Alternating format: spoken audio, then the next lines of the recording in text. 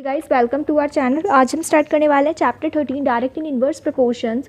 तो आज हम इस वाली वीडियो में एक्सरसाइज 13.1 का क्वेश्चन 5 जो है वो कंप्लीट करेंगे। तो चलो स्टार्ट करते हैं। तो देखो गाइस, हमें क्वेश्चन 5 में बोला है a photograph of a bacteria and large 50,000 times attains a length of 5 centimetre as shown in the diagram. ठीक है, अब देखो यहाँ पे बोला है कि जैसे बैक्टीरिया की जो है वो फोटोग्राफ है। ठीक है, अगर हम उस फोटोग्राफ को जो है जूम करके देखेंगे, एनलार्ज यानी कि बड़ा करके देखेंगे, जैसे आप माइक्रोस्कोप में देखते हो इसी तरीके से अगर आप इसे बड़ा करके देखोगे 50,000 टाइम्स अगर आप उसे बड़ा करके देखोगे तो जो है उसकी लेंथ आपको कितनी दिखेगी, 5 सेंटीमीटर। ठीक है, तो उसकी लेंथ जो है आपको 5 सेंटीमीटर शो होगी, जिस तरीके से आपको जैसे डायग्राम में यहाँ पे दिखा रखा है। ठीक है, तो यहाँ पर आपको पूछा है what is the actual length of the bacteria. तो जो बैक्टीरिया है उसकी एक्चुअल लेंथ कितनी होगी। ठीक है, अब नेक्स्ट में पूछा है if the photograph is enlarged 20,000 times only. तो देखो यहाँ पे बोला है कि अगर हम उस फोटोग्राफ को जो एनलार्ज करेंगे सिर्फ 20,000 टाइम्स, ठीक है, what would be its enlarge length, तो उसकी एनलार्ज लेंथ कितनी होगी। अगर हमने उसे 50,000 टाइम्स एनलार्ज किया तो उसकी लेंथ 5 सेंटीमीटर आ रही है, लेकिन अगर हम उसको 20,000 टाइम्स एनलार्ज करेंगे तो उसकी लेंथ कितनी आएगी। ठीक है, और देखो यहाँ पे बोला है what is the actual length of the bacteria. अब देखो एक्चुअल लेंथ बैक्टीरिया की किस तरीके से आएगी, अगर आप उसे जूम नहीं करोगे तो हमें उसकी एक्चुअल लेंथ पता चलेगी कि अगर उसकी एक्चुअल लेंथ जो है वो है क्या।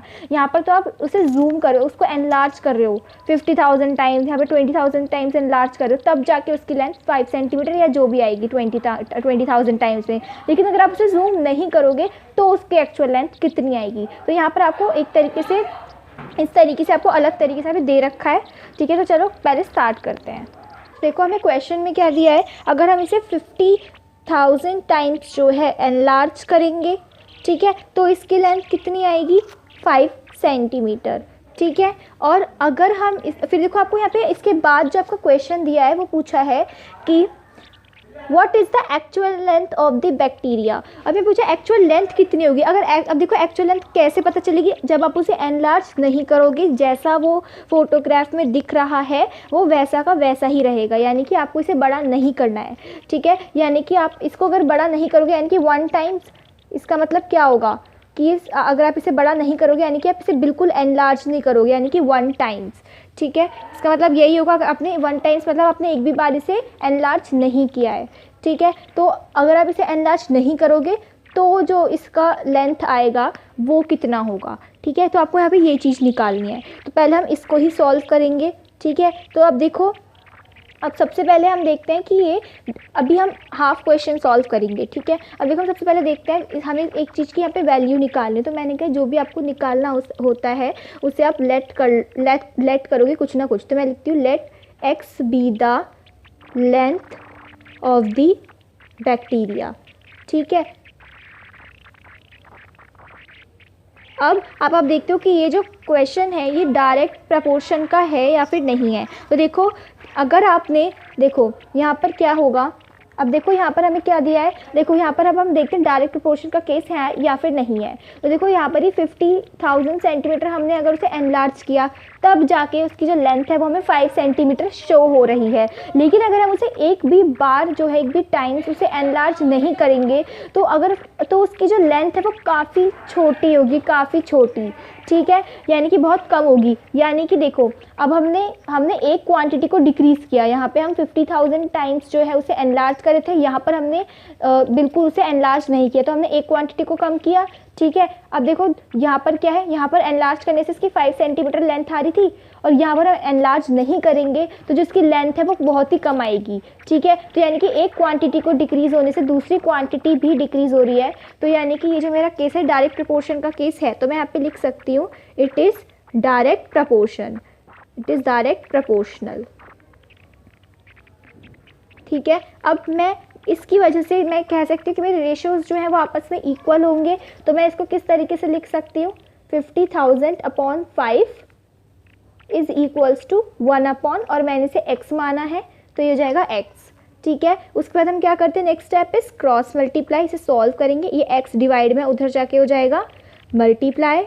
ठीक है, अब ये इधर डिवाइड में है एंड राइट साइड आके ये जाएगा मल्टीप्लाई, 1 मल्टीप्लाई 5। अब देखो ये हो जाएगा 5 और इसे मैं नीचे ले आऊँगी क्योंकि ये मेरा मल्टीप्लाई में है, ठीक है। देखो अब ये नेक्स्ट स्टेप में जो है मेरा 50,000 क्या आ जाएगा, नीचे हो जाएगा 5/50,000, ठीक है। इसे सॉल्व करके आ जाएगा 10,000, ठीक है। यानी कि ये हो जाएगा मेरा x इज़ इक्वल्स टू 1/10,000। अगर मैं इसको स्टैंडर्ड फॉर्म में लिखूं तो देखो ये हो जाएगा 1 2 3 4 ज़ीरोज़ है, हो जाएगा 1/10⁴, ठीक है। अब इसको मैं अगर इसकी पावर को ऊपर ले जाऊंगी तो ये हो जाएगा 1 × 10⁻⁻⁴, ओके।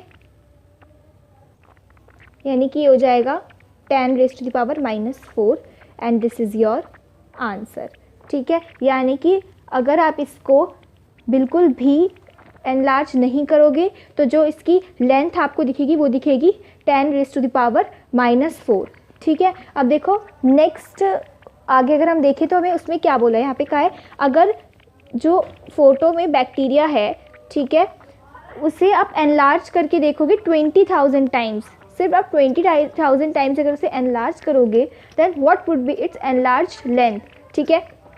तो उसकी एनलार्ज लेंथ कितनी होगी, ठीक है। जैसे यहाँ पर आपने इतने टाइम्स उसको एनलार्ज करके देखा तो उसकी लेंथ आपको 5 सेंटीमीटर दिखी, लेकिन यहाँ पर अगर आप 20,000 टाइम्स उसको एनलार्ज करके देखोगे तो आपको उसकी लेंथ यहाँ पे नहीं गिवन, जो कि आपको निकालनी है, ठीक है। तो देखो अगर आप इसको 20,000 टाइम्स जब एनलार्ज करोगे तो इसकी लेंथ कितनी आएगी, अब आपको ये निकालनी है, ठीक है। तो इसके लिए जो हमें निकालना तो सबसे पहले हम उसे क्या करते हैं, लेट करते हैं। और देखो आपको ऑलरेडी पता है कि डायरेक्ट प्रपोर्शन का केस है, ठीक है। अब देखो जैसे यहाँ पर अगर आपने अब देखो यहाँ पर आप यहाँ पे आपका 50,000 था, ठीक है, तो इसकी लेंथ 5 आर थी। अगर आप अब आपने इसको कम कर दिया 50,000 से 20,000 टाइम्स जो है कर दिया, ठीक है, तो इसकी लेंथ जो है अब वो देखो ये वाली क्वांटिटी डिक्रीज़ हुई और ये वाली भी क्वांटिटी डिक्रीज़ रहेगी। अब आपको ये जो है अब छोटा दिखेगा, ठीक है। तो ये वाली भी क्वांटिटी डिक्रीज़ हो गई। अगर आप इंक्रीज़ के अकॉर्डिंग देखो तो देखो अगर आपने ये कम था, ये आपने बिल्कुल एनलार्ज नहीं किया था, दिस इज़ ओनली 1 टाइम,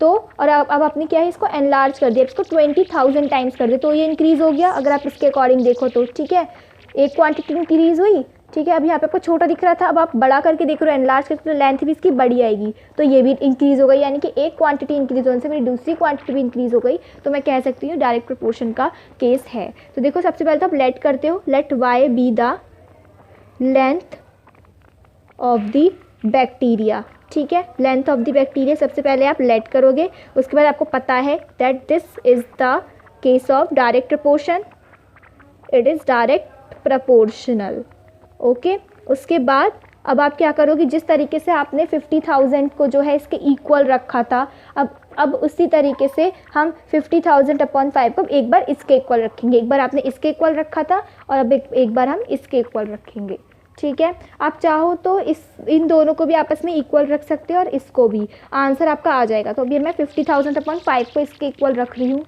ठीक है। तो देखो 50,000/5 इज़ इक्वल्स टू 20,000, अब मैंने अपॉन में यहाँ पे आ जाएगा y, ठीक है। सॉल्व कैसे करेंगे, क्रॉस मल्टीप्लाई कर देंगे, हो जाएगा y × 50,000 इज़ इक्वल्स टू 5 × 20,000, ये हो जाएगा y is equals to 5 × 20,000 upon में 50,000, ये हो जाएगा 5 × 5 और ये 10,000, आंसर आ जाएगा आपका y इज़ इक्वल्स टू 2, यानी कि जो इसकी लेंथ है वो होगी 2, अगर आप इसे 20,000 टाइम्स जो है एनलार्ज करके देखोगे, ठीक है। तो अब आपका आंसर है दैट इज़